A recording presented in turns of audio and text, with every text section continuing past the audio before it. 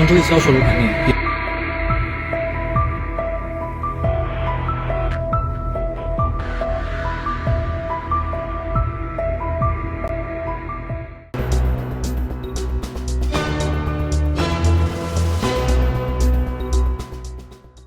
The construction of shoddy buildings has long been a national problem for the Chinese people.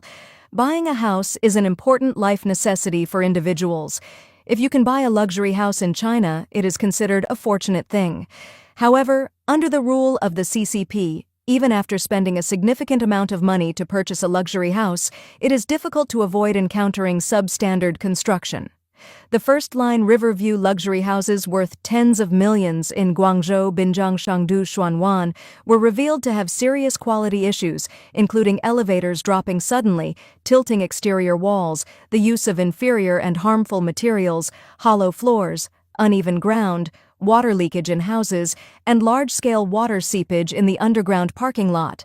An owner, Mr. Wang, told a mainland media reporter, "Mr. Wang, this gap between the door and the floor is likely to allow dust or cockroaches to enter." One owner joked that this is a resettlement house with a river view. What disappointed the owners further was that the developer initially used aluminum curtain walls for the building's exterior during construction, but upon delivery, the exterior material had been replaced with real stone paint. In response, a mainland media reporter contacted the developer. However, the relevant person in charge of CITIC Pacific Real Estate's marketing department stated they had to wait for the company's response. For the delivered houses failing to meet the promised standards, the owners of Guangzhou, Binjiang, Chengdu, Xuanwan Phase 1 collectively criticized the developer for poor delivery and unilateral downgrading of configurations, demanding the restoration of delivery standards. In a video, an owner defended their rights by holding a white umbrella and hanging a sign on their car. A red sign on a white car read, "Elevator dropping rapidly, false advertising, murder for money, downgraded configuration, poor decoration, inferior materials, serious water leakage." The umbrella displayed the words, "lack of supervision, embezzlement, cutting corners, endangering lives, inferior materials, water seepage, and leakage." This highlights the core problem: the developer cut corners. However, if the regulatory department were strict, such issues would not arise. This demonstrates that Chinese real estate developers dare to build such low-quality houses because they have the support of officials at various levels. In other words, China's substandard construction projects result from corruption between CCP officials and businessmen. In China, it is not uncommon to encounter houses with serious defects. In this video, the roof of a neighbor's house suddenly collapsed. The homeowner said she was so frightened that she wanted to sell her house and move away. Coincidentally, a building in a community in Wuhan, Hubei province, also developed sudden cracks. In the Hongqi-Hsinchu district of Xi'an, Wuhan, a loud explosion was heard, causing the entire building to shake and resulting in cracks in the house. "Man, this door can no longer be closed, and the gap has widened." Some residents reported, "The whole building shook, and I woke up from my sleep." Others said, "Many homes are cracked, and the garage has cracks." A resident recorded a video showing the cracked wall of the underground garage. "Man, damn, it's cracked through. I guess this building is a bit dangerous. Look, it's cracked, really cracked." Another male resident posted a video saying the shaking and cracking resulted from the construction near the Zunzi River. "Man, the impact of the digging in this area caused the house to sink." A female resident disclosed that while taking a nap at noon, she suddenly heard a loud noise, which was as frightening as an explosion. Residents on the first floor said their wall had cracked. At 8 p.m., another loud noise was heard, causing the entire building to shake and prompting everyone to run downstairs in fear. Some netizens speculated the loud noise in the building was likely due to a pile breaking.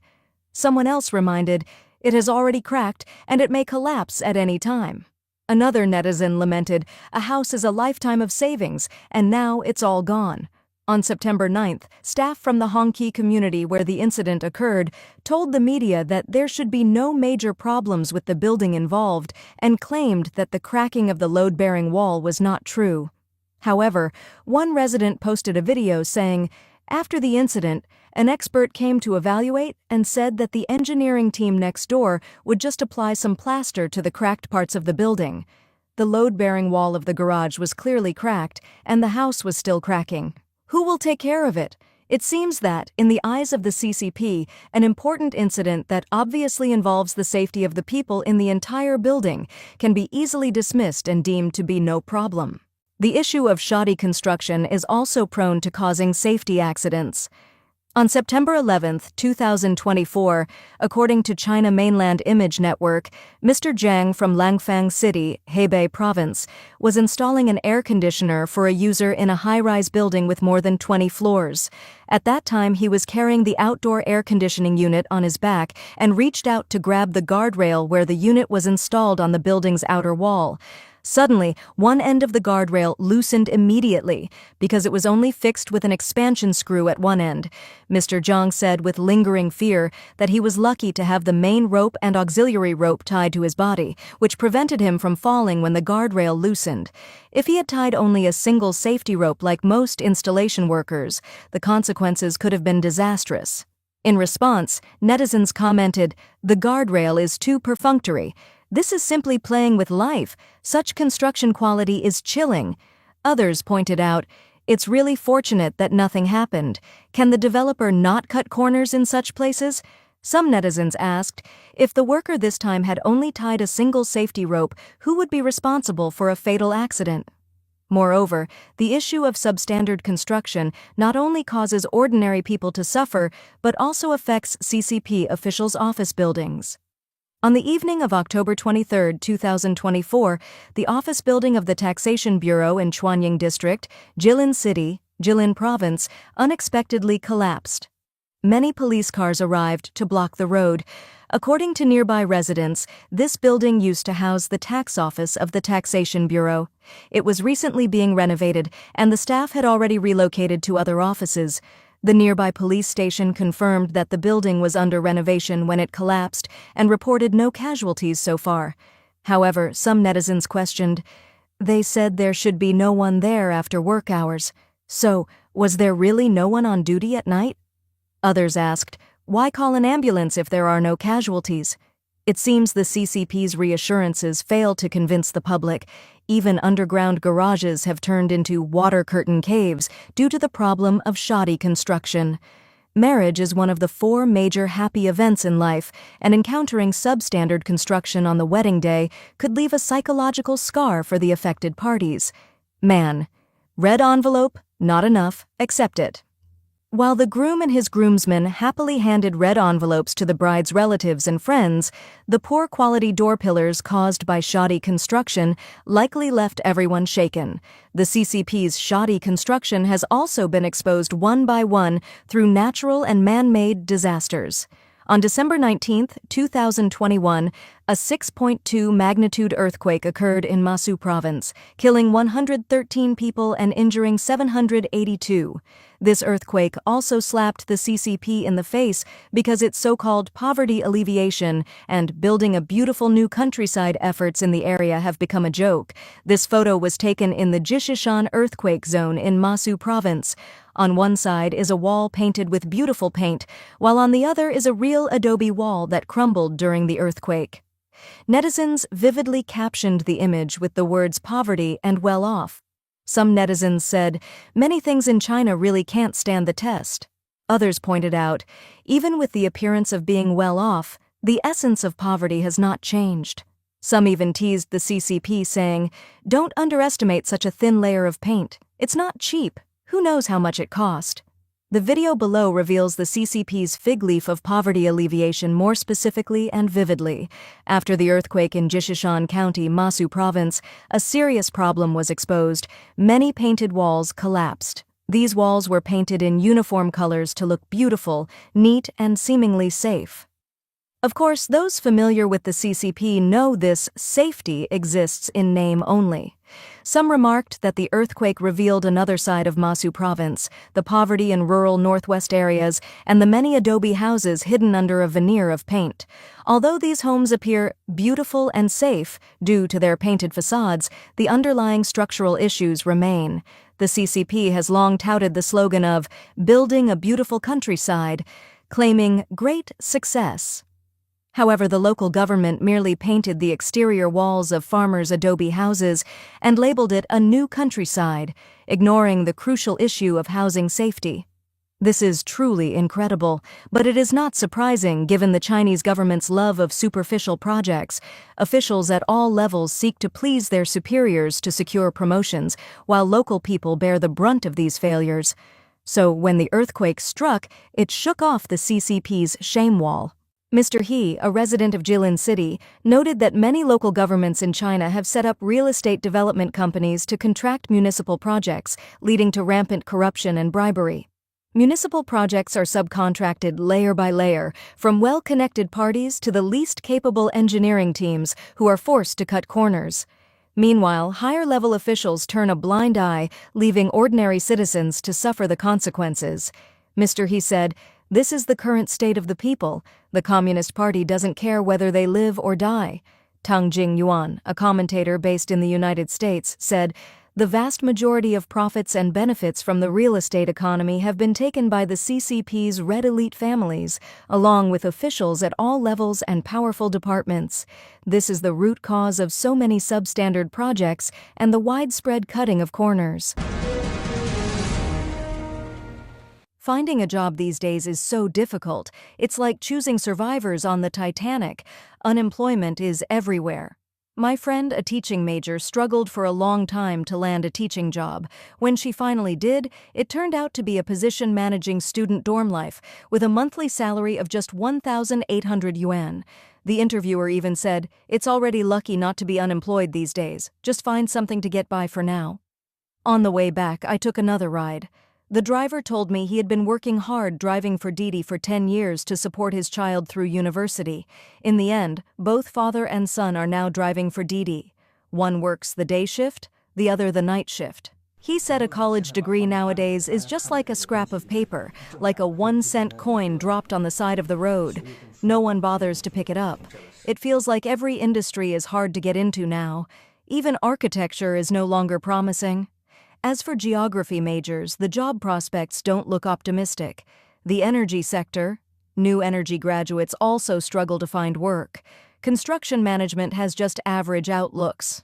Business administration is not particularly easy to find a job in either. It really feels like every major is struggling. I thought I was the only one who couldn't find a job.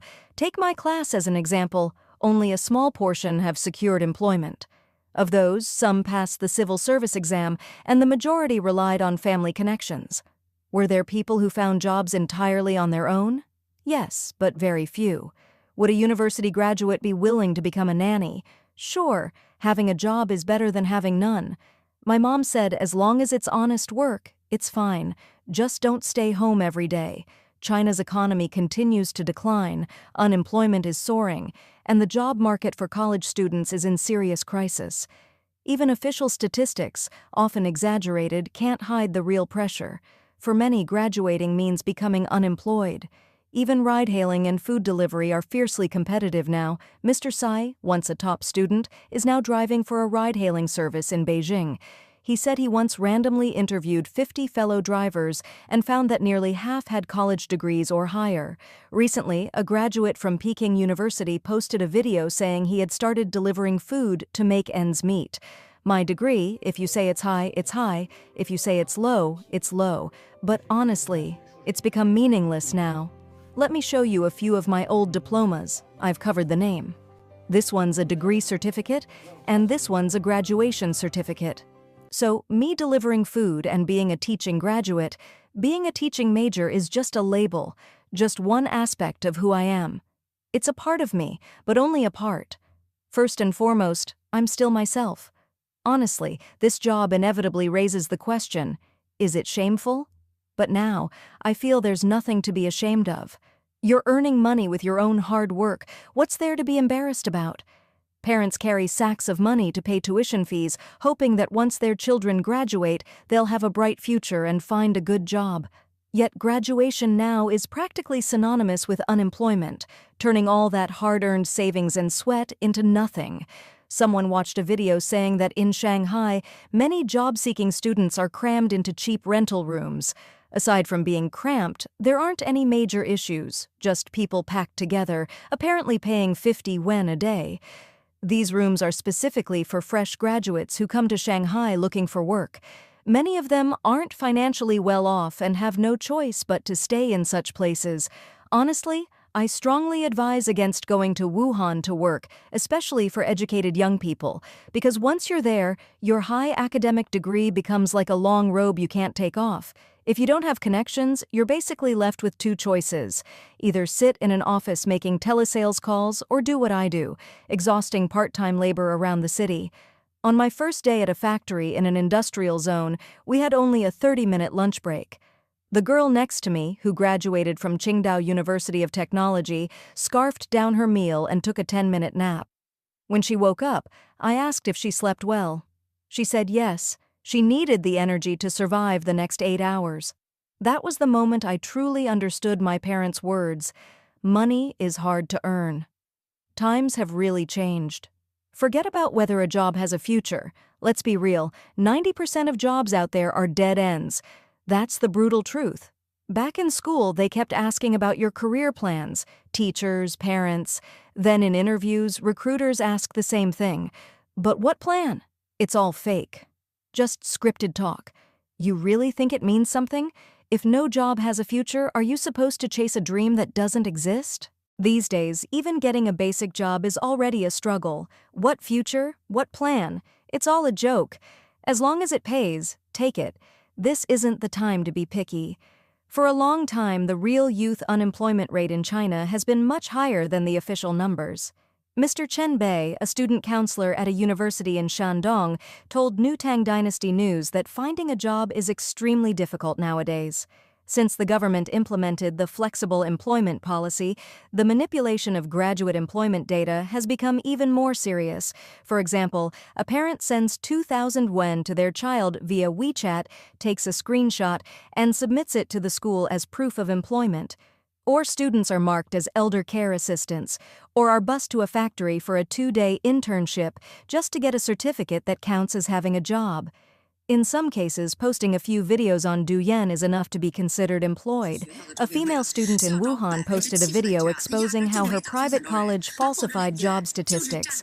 The biggest scam is the school's job fair. 70% of the HR reps have no intention of actually hiring. They shamelessly show up just to occupy a booth and create an illusion of activity.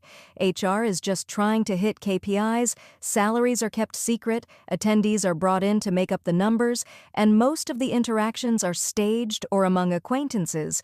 There are no real job offers. It's all a fraud. From the outside, job fairs look lively, right? But it's all fake. At one average university, a well-known Chinese brand once came to recruit, but it turned out they were just there to promote their new products. After I graduated, I too had the chance to join a team setting up a recruitment booth at a campus fair. But you know what? We weren't really hiring either. We were just following orders from upper management. Life is getting tougher, and making money is becoming more and more difficult. Businesses are shutting down, sales are stagnant, and even manual laborers and farmers are struggling to survive. Uncertainty is everywhere in the cities, and in the future, 300 million rural migrant workers may have no jobs to do. Returning to the countryside to farm isn't easy either. Crops sell for next to nothing, and there's little to save. Children who were raised and educated through their parents' lifelong sacrifices now end up either delivering packages or doing low-paying jobs after graduation. Everyone can see that the real hardship of working life has arrived. The number of unemployed people keeps rising. People can't make a living in Jiangsu, can't make a living in Zhejiang, can't make a living in Guangdong, and now even Wuhan has become unlivable. With anxious hearts, people are running around in all directions. We call losing a job, flexible employment, call unemployment, freelancing, call struggling, striving, call decline, waiting for growth, call injustice, imbalance, call hardship, inspiration, and call layoffs, human resource optimization. Then when people can't find work and their income doesn't cover expenses, they return to their hometowns, and this is called reverse entrepreneurship. Somehow, everything sounds wonderful, and people seem happier. Analysts believe that China's economy is currently in decline, with massive business closures. The wave of layoffs isn't just affecting college graduates, but has stalled entire industries. Unemployment is rising fast. As for the real unemployment rate in China, the outside world likely can't even imagine it. The situation for Chinese graduates might be far worse than what people had previously imagined. For university students, arguably the most dynamic intellectual group in society, graduation equating to unemployment is bound to create enormous pressure on China's social stability and its government. Shanghai is no longer doing well.